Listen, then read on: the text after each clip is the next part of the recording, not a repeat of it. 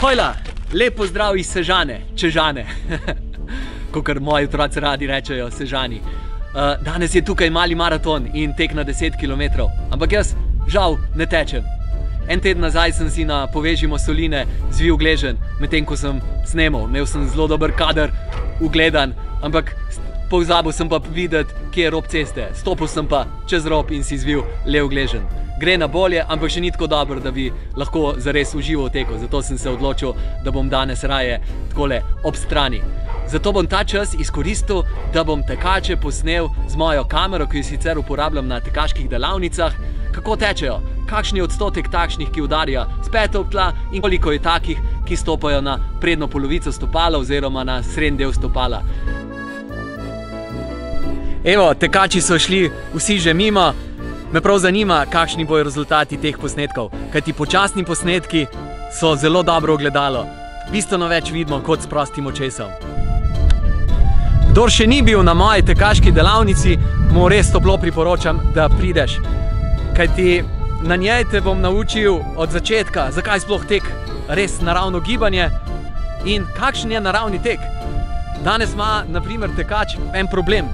Tekač teče po urejenih podlagah in obutve tekaške copate, zaradi tega se mora naučiti pravilno uporabljati te pogoje, kajti to so drugačni pogoji, kot so bili pogoji naših prednikov, ki so tekli po neurejenih podlagah. In bosi.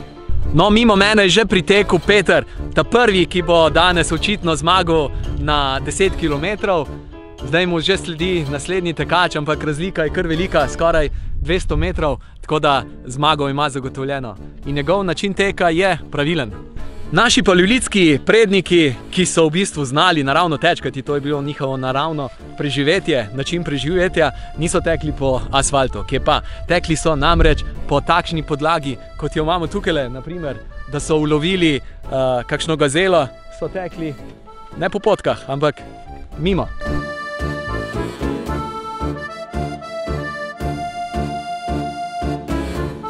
Hitri tekači si seveda ne morejo privoščiti lenobnega teka, zato je po nekak pravilu to, da tisti, ki tečejo hitreje, tečejo bolje.